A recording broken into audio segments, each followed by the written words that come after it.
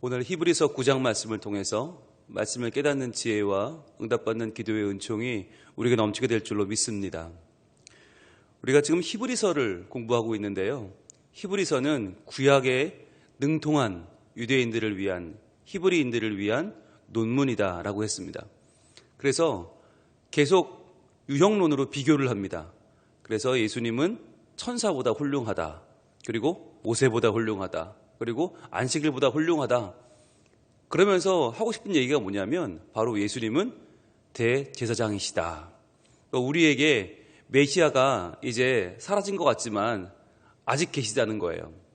메시아, 기름 부음 받은 자 중에 왕도 사라졌고 선지자도 끊어졌는데 아직 대제사장이 남아있다. 그러니까 우리를 하나님께 연결해주는 통로, 다리, 하나님과 우리의 끊어진 교량을 연결하는 예수 그리스도가 아직 우리에게는 있다라고 하는 것이 히브리서의 핵심이라고 했습니다. 자, 그렇다면 오늘 9장은 어떤 내용이냐면 그러면 우리가 지금까지 믿었던 건 뭐냐라는 거예요. 히브리인들이 지금까지 모세 이후로 1400년 동안 목숨처럼 알았던 성막 또는 성전 제사, 하나님 앞에 나와서 제물을 잡고 하나님께서 제사장을 통해서 받아주셨던 그 성전 제사는 과연 뭐였냐 그러면 지금까지 우리가 그거를 목숨처럼 알아왔는데 과연 그것이 아무것도 아니냐라고 하는 거예요. 여러분 어떨까요? 구약은 이제 옛날 약속이니까 구약은 다 필요 없고 그럼 구약은 아무 의미가 없는 것이고 이제 예수님 오셨으니까 신약만 중요하다. 이게 맞습니까? 그렇지 않다는 거예요. 히브리서는 오늘 그러면 지금까지 우리가 1400년을 믿어온 하나님 앞에 예배해온 그 구약의 제사는 과연 무슨 의미인가라고 하는 것을 밝혀주고 있습니다. 여러분 이것은 매우 중요합니다. 우리가 성경을 읽을 때 이거냐 저거냐로 믿으면 안 돼요. 왜냐하면 그렇게 되면 이거는 의미가 있지만 저건 의미가 없어지거든요. 우리가 왜 늘 논란이 일어나냐면 이게 중요하면 저건 아예 중요하지 않은 것처럼 말해버려요. 그럼 지금까지 믿어온 게 아무 의미가 없어지는 거예요. 그러면 굉장히 신앙생활이 허탈해지죠. 그러면서 그때부터는 두려움에 빠집니다. 열심히 믿어봤자 잘못 믿으면 어떡하지? 그럼 이거 아니면 어떡하지? 그러면 이때부터는 굉장히 믿는 것이 우리에게는 두려운 일이 되어버리는 거예요. 마치 오늘날 이 비대면 시대에 온라인 예배가 맞냐, 오프라인 예배가 맞냐, 한쪽이 아니면 죽음을 달라 이런 식으로 나오는 분위기들이 요즘 있잖아요. 현장 예배 아니면 예배도 아니다. 이런 분들이 있는가 하면 아니다. 하나님은 온라인 예배 시대를 여섰으니까 오프라인에 더 이상 집착하는 건 구닥다리다. 옛날 사람이니까 이제 온라인 예배로 넘어가야 된다. 이게 마치 A 아니면 B인 것처럼 마치 흰색 아니면 검은색인 것처럼 그렇게 흑백 논리로 신앙을 바라보는 시각들이 있단 말이죠. 또 그런데 그런 분들이 굉장히 눈에 도드라져 보이고 굉장히 목소리도 커 보이고 그분들이 말이 굉장히 선명하니까 사람들이 우르르 글로 따라간단 말이에요. 그런데 신앙은요 흑백 논리가 아닙니다. 이거냐 저거냐가 아니에요. 히브리서도 지금 예수님을 강조하고 있지만 예수님이 제일 중요하죠. 그러나 우리가 그동안 믿어왔던 구약의 제사가 그럼 영 필요 없는 거냐? 그건 이제 다 잊혀지고 그건 이제 다 치워버려야 될 옛날 구닥다리냐? 아니라는 거예요. 의미가 있는데 어떤 의미가 있느냐가 중요한 거다라고 하는 거죠. 어떤 의미가 있느냐? 먼저 1절 보겠습니다. 첫 언약에도 섬기는 예법과 세상에 속한 성소가 있더라 그랬어요. 여러분 노란색 들고 표시합니다. 첫 언약에도 해보세요. 첫 언약에도. 이 첫 언약이 뭐예요? 첫 언약, 옛 언약, 바로 구약이죠. 구약. 여러분 구약이 옛 언약이고 신약이 새 언약입니다. 그런데 여러분 신약이 있으니까 구약은 필요 없다 이렇게 말하는 분들이 있어요. 간혹. 왜? 아니 새로 언약을 맺었으니까 옛 언약은 필요 없는 거 아니냐. 그런데 여러분 그 옛 언약을 맺으신 분이 누구예요? 우리와 하나님이에요. 새 언약을 맺으신 분도 하나님이에요. 그렇다면 우리가 하나님을 섬긴다면 그 하나님이 맺으신 옛 언약이 중요하지 않을 수가 없는 거죠. 얼마나 중요합니까? 여기서 첫 언약의 도라는 말이 뭐냐면 둘째 언약도 중요하지만 둘째 언약에도 중요한 요소가 많이 있지만 첫 언약에도 그게 다 들어있다는 거예요. 즉 구약에도 있을 게 다 있다. 뭐가 있어요? 섬기는 예법도 있고 세상에 속한 성소도 있어요. 즉 눈에 보이는 성소도 중요하고 거기서 이루어지는 예법도 중요하다는 거예요. 그러니까 구약도 하나도 버릴 게 없다. 그럼 거기에서 우리가 뭘 지금까지 믿고 무엇을 우리가 통해서 예배해 왔는가? 이게 2절, 3절, 4절에 명확하게 나옵니다. 여러분 마치 우리가 처음 하루 한 장 시작할 때 레위기 공부할 때 출애굽기 공부할 때 성전, 성막 공부했잖아요. 마치 그때를 떠올리시면 됩니다. 자, 볼게요. 2절. 예비한 첫 장막이 있고 그랬어요. 자, 첫 장막이 어디예요? 성소죠. 성소. 첫 장막, 휘장을 하나 열고 들어가면 성소가 나와요. 그 안에 뭐가 있어요? 등잔대와 상과 진설병이 있으니 이는 성소라 일컫고. 여러분 떠올리십니까? 그 구조가? 예, 첫 휘장 열고 들어가면 오른쪽 왼쪽이 있죠. 여러분 등잔대는 어느 쪽에 있습니까? 네, 예, 워낙 오래전에 공부한 거라 그러죠? 네, 한번 그림 볼까요? 보여주시죠. 예, 우리 한번 봅시다. 여러분 이 그림이 우리가 성막이죠. 성막. 하나님이 출애굽기 때 우리 모세에게 보여주셨던, 그래서 짓게 하셨던 성막에 대한 오리지널 모습을 그대로 옮겨놓은 건데, 자, 들어가는 문이 있어요. 들어가는 문이 동쪽으로 들어갑니다. 동쪽, 해 뜨는 방향으로 들어가서 바로 앞에 보이는 커다란 게 있죠. 네모난 거. 저게 번제단입니다. 번제단 위에 제물을 올려놓고 다 태웁니다. 그래서 회개하게 하고 그 다음에 만나는 게 물두멍입니다. 물두멍. 물두멍은 손 씻는 곳입니다. 물두멍에 손을 씻고 그 안으로 들어가죠. 안에 지금 현재 가려서 보이지 않는 것이 첫 번째 휘장입니다. 열고 들어가면 성소가 나오죠. 자, 여러분 이 내용들이 이제 번제단, 물두멍, 그리고 안에 들어가면 성소가 나오는데 이 내용들을 우리가 어떻게 이해를 해야 될까? 과연 이게 뭐 성경의 어떤 지식이나 아니면 뭐 시험 보는 내용으로 이해해야 되는가?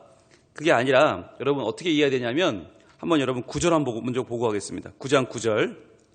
어떻게 이걸 보고 해석해야 되는가? 9장 9절. 자, 같이 한번 읽습니다. 시작. 이 장막은 현재까지의 비유니 이에 따라 드리는 예물과 제사는 섬기는 자를 그 양심상 온전하게 할 수 없나니. 노란색 들고 표시합니다. 노란색으로. 이 장막은 현재까지의 비유니 그랬어요. 자, 쫙 쳐보세요. 이 장막은, 즉 우리가 1400년 동안 모세 이후로 지켜온 이 장막, 이 성막 제사, 이 성전 제사는 현재까지의 비유라는 거예요. 비유. 비유가 뭡니까?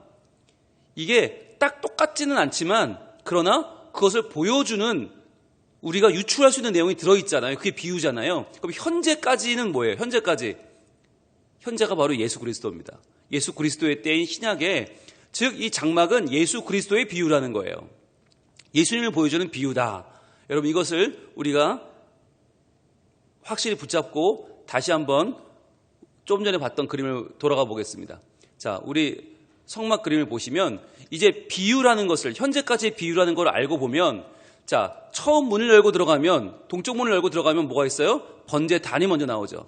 번제단에서 동물의 각을 뜨고 벌려놓고 불을 비춰서 그걸 다 번제를 태운단 말이에요. 태워서 연기를 하나님께 올려드려요. 자, 그럼 이것은 무슨 비유겠어요? 예수님에 대한 어떠한 비유겠어요? 예수님이 자신의 몸을 하나님께 제물로 드려서 예수님의 피값으로, 예수님의 죽으심으로 우리의 모든 죄가 씻어지는 거죠. 바로 우리의 죄를 회개하는, 죄를 씻는 자리가 바로 이 번제단이에요. 회개의 자리죠. 그 다음에 있는 물두멍은 뭡니까? 물두멍은 제사장들이 손을 씻는 곳이라고 그랬죠. 손을 씻는 곳. 뭐냐면 여러분 우리의 원죄는 다 번제단에서 씻겼어요. 예수님의 죽음으로. 그런데 우리는 또 일상생활에서 또 죄를 짓죠. 그게 뭐예요? 자범죄라고 하죠. 즉 우리의 원죄 말고 일상의 죄는 또 씻어야 돼요. 그걸 어디서 씻어요? 물두멍에서 씻는 거예요. 자, 물두멍에서 씻은 다음에 이제 휘정을 열고 들어갑니다. 두 번째 그림 보여주시죠. 들어가면 이제 성소와 지성소가 나오거든요. 자, 두 번째 그림 넘어갑니다. 넘어가면 이제 성소가 나오는데 보세요. 자, 여기가 이제 들어가면 성소거든요. 똑같은 방향으로 들어갑니다.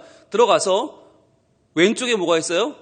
왼쪽에 등잔대가 있습니다. 등잔대, 7개짜리 등잔대가 이렇게 불이 켜져 있고, 오른쪽에 뭐가 있습니까? 상이 있고 그 상 위에, 떡상 위에 떡이, 진설병이 올려져 있어요. 그러면 이것은 뭘 상징하는가? 자, 왼쪽에 있는 저 등잔대의 등불들은 바로 생명의 빛이신 예수 그리스도를 상징합니다. 그럼 저 생명의 빛은 누굴 비추고 있습니까? 오른쪽에 있는 떡상에 있는 12개의 진설병을 지금 비춰주고 있죠. 12개의 진설병은 뭐예요? 12지파에게 생명의 양식이 되시는 예수 그리스도예요. 그래서 우리를 먹이시고 일용할 양식이 되시고 우리를 세상 가운데 건지시는 12진설병, 12개의 떡, 우리를 먹이시는 만나 되시는 예수님을 보여주는 거죠. 자, 그 다음에 앞쪽으로 뭐가 있어요? 휘장 앞에 바로 향로가 있어요. 향단이 있어요. 향단, 저기서 향을 피워서 저 향이 어디로 들어갑니까? 그 안쪽 지성소로 들어가는 거죠. 그러면서 우리의 기도가 되는 거죠. 우리의 기도가 모여져서 저 향로가 돼요. 즉 우리의 기도를 하나님께 드릴 때 중보가 누구예요? 예수님. 예수님이 중보가 되셔서 우리의 기도를 하나님께로 건네드리는 역할을 하죠. 그래서 예수님이 저 향로의 역할, 향단의 역할을 하시는 거죠. 우리의 기도를 담아서 지성소 안으로 넣어주십니다. 그러면 지성소 안으로 들어가면 뭐가 있어요? 언약궤가 있죠. 저 언약궤 위에 보면 두 그룹이 날개를 맞대고 있고 저 사이 언약궤 뚜껑 위에 저 그룹 날개 아래가 어디냐? 바로 속죄소라고 합니다. 속죄소. 저기에 이제 하나님이 계시다라고 믿는 자리가 저기예요. 그래서 속죄소 또는 시은좌라고 돼요. 시은좌는 은혜를 베푸는 자리다. 속죄소 또는 시은좌라고 하는데, 그러면 저 언약궤 안에는 뭐가 있어요? 보통 우리가 3가지가 있다고 그러죠? 뭐가 있어요? 네. 십계명 2돌판이 있고, 아론의 쌍난 지팡이가 있고, 또 만나를 담은 금항아리가 있다고 그러죠. 자, 그러면 그것도 무슨 의미냐? 무슨 의미가 있을까요? 지성소, 하나님을 만나는 지성소에 언약궤가 있고 그 위에 속죄소가 있고 시은좌가 있다. 이 말은 하나님이 우리의 죄를 속하시고 우리의 은혜를 베푸시는 자리죠. 그럼 그 자리가 어디겠어요? 바로 예수 그리스도죠. 예수님이 우리의 죄를 속하고 우리에게 은혜를 베풀어 주시는 하나님의 은혜의 자리가 되는 거죠. 그런데 그 예수님은 또 어떤 분이냐? 바로 십계명 돌판과 같은 분. 즉 십계명 돌판은 무엇입니까? 하나님의 말씀이죠. 하나님이 직접 써주신 십계명 말씀이죠. 즉 예수 그리스도는 말씀이시다. 로고스, 말씀. 그래서 우리를 살리기도 하고 우리를 하나님 나라로 이끄시기도 하는 생명의 말씀이 예수 그리스도다. 그다음에 두 번째, 아론의 쌍난 지팡이는 뭘 상징합니까? 12지파가 다 지팡이를 넣었는데 그 중에서 아론만 싹이 텄어요. 그것처럼 예수님은 우리의 누구도 부인할 수 없는 유일한 대제사장이시다라고 하는 표시죠. 기적과도 같은 아론의 쌍난 지팡이. 또 하나는 만나는 무엇입니까? 광야에서 이스라엘 백성이 배고프고 목마르고 갈 곳이 없을 때 하나님이 하늘에서 내려주신 은혜의 양식이죠. 그래서 예수 그리스도는 우리를 이 땅에서 살아나게 하시는 생명의 양식이다. 왜냐하면 구원받았지만 구원받은 걸로 평생 할 수 없잖아요. 우리도 먹고 살아야 되잖아요. 그 먹고 살아야 될 양식이 예수 그리스도라는 거예요. 그래서 예수 그리스도는 한 번 십자가에서 우리를 구원하시고 그 다음부터 니들이 알아서 살아라가 아니라 구원받은 우리가 매일매일의 일상의 삶을 살 수 있도록 하시는 하늘의 양식이라는 거예요. 그게 바로 만나죠. 이렇게 우리가 이 구약에 나오는 성막에 나오는 성소와 지성소는 하나하나가 다 뭐라고요? 이제까지의 비유다. 즉 예수 그리스도의 모든 구원의 속성을 보여주는 비유라는 것을 알 수 있습니다. 자, 그러면 이렇게 우리가 한번 알아봤고요. 다시 이제 2절로 오겠습니다. 2절로 돌아오면, 자, 예비한 첫 장막이 있고 이제 그림이 그려지죠. 이 첫 휘장을 열고 들어가면 그 안에 뭐가 있어요? 왼쪽에 등잔대가 있고 오른쪽에는 상과 진설병이 있으니 이는 성소라 일컫고. 성소 동그라미 해보세요. 성소. 자, 이 성소까지는 누가 들어오나? 제사장이 들어옵니다.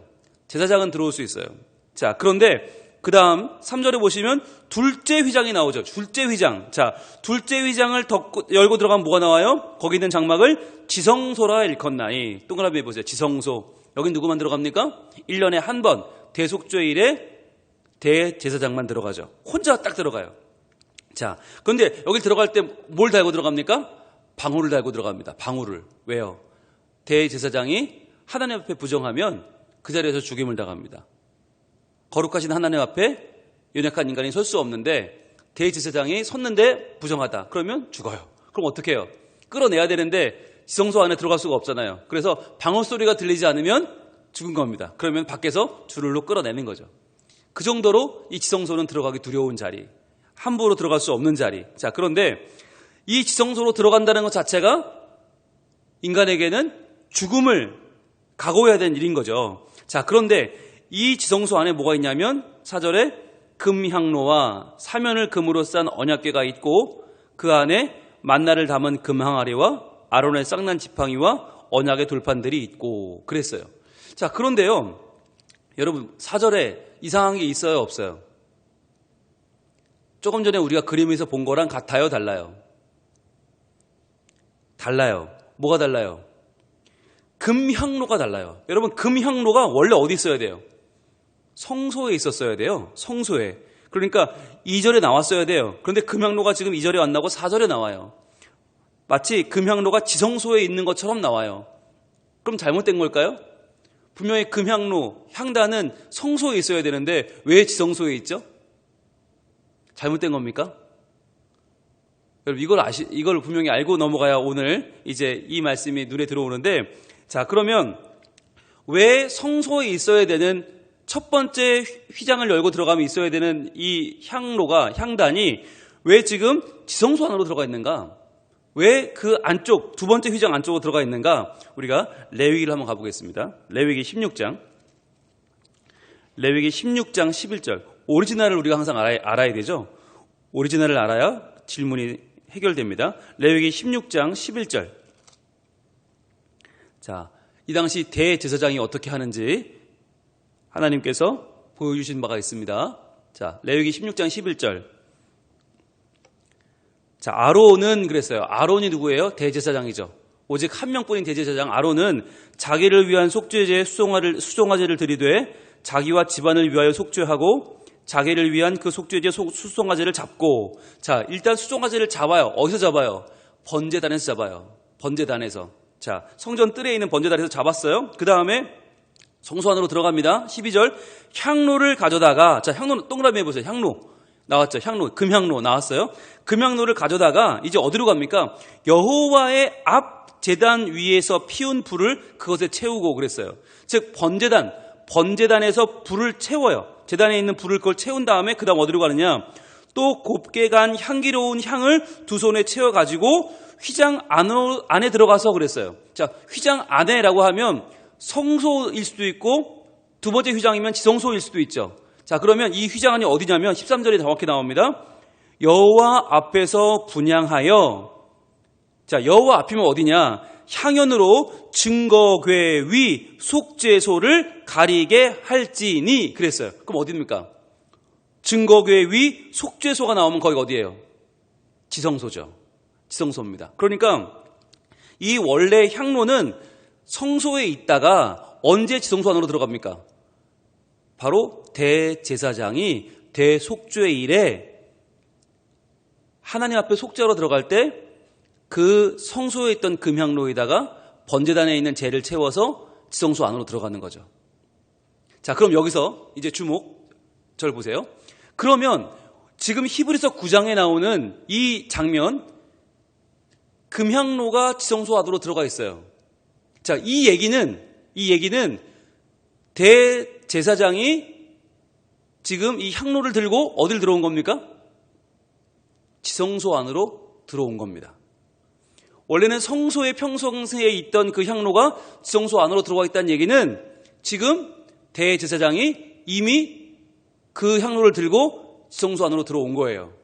자, 그러면 지금 대제사장이 하나님 앞에 자신의 속죄의 사명을 다 한 겁니까? 아니면 하기 전입니까? 다 한 거죠. 이게 중요한 거예요. 사람들은요, 아직까지 내 죄가 씻음받았다는 것을 못 믿어요. 왜? 나는 여전히 부족하니까. 나는 여전히 나쁜 생각하고 있고 나쁜 짓 하고 있고 나쁜 말 하고 있으니까 내 죄가 완전히 씻음받았다? 이걸 믿지를 못해요. 그런데 히브리서 기자는 뭐라고 말하는가? 아니라는 거예요. 이미 우리의 대제사장이신 예수께서 이미 우리의 성소에 있던 금향로를 들고 이미 지성소 안으로 들어가셨다. 이미 향로가 지성소 안에 들어있다. 이 말은 이미 우리의 모든 죄를 다 담당하여 씻었다라고 하는 거죠. 어디서? 십자가 위에서. 언제? 예수 그리스도께서 다 이루었다 하시는 그 순간 성소에 있던 향로가 지성소 안으로 들어간 거예요. 그래서 그 향로에서 연기가 피어오르면서 어디로 피어오릅니까? 증거궤 위 속죄소를 가리게 할지니 그리하면 죽지 아니할 것이다. 그래서 그 불이, 그 향연이 증거궤 위 속죄소를 가리게 하면서 하나님께서 그 연기를 보고 대제사장도 살려주시고 그를 통해서 모든 백성을 살려주시는 놀라운 역사가 이제 일어났다는 거예요. 지금 히브리서 9장은 그 얘기를 하는 겁니다.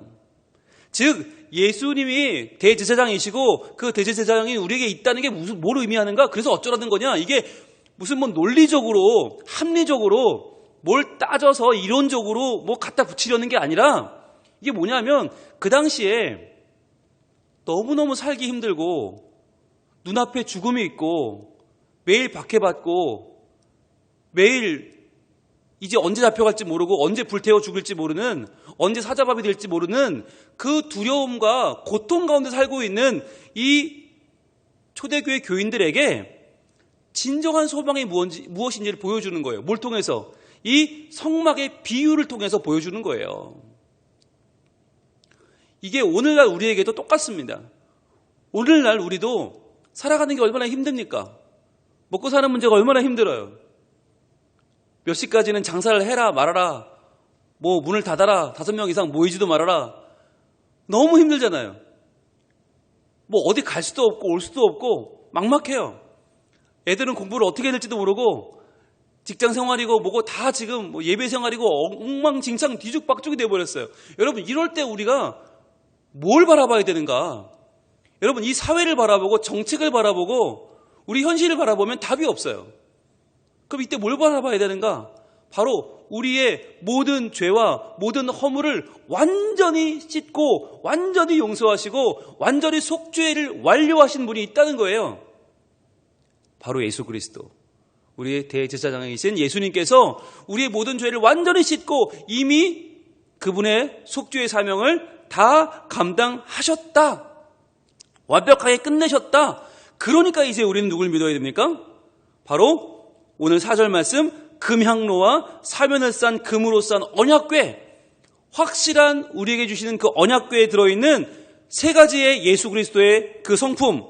첫 번째는 만나를 담은 금항아리, 예수 그리스도의 우리를 향한 먹이시는 하나님의 사랑, 우리를 변함없이 먹이시는 만나처럼 쏟아져서 우리를 오늘도 살리시는 일용할 양식이 되시는 예수 그리스도, 그분을 믿으라는 거예요.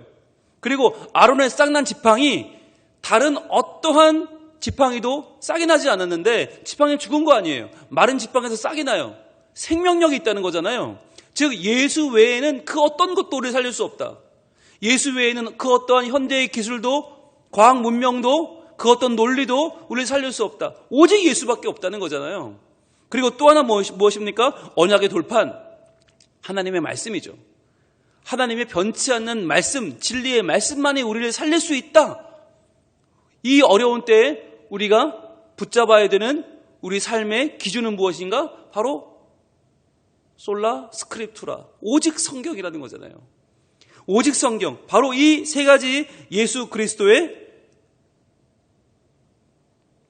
근원, 예수 그리스도의 핵심을 우리가 붙잡는다면 우리는 박해를 이겨낸 초대교회 교인들처럼 우리도 지금 우리 눈앞에 있는 이 어지러운 세상 가운데에서 온전히 설 수 있다고 하는 것입니다.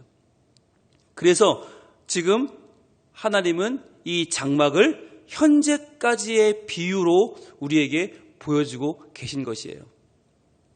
그래서 그동안 1400년 동안 지켜온 성막 제사, 성전 제사는 결코 헛되지 않다. 왜? 그 모든 구성 요소 하나하나가 다 누굴 보여줘요? 예수 그리스도를 보여주니까.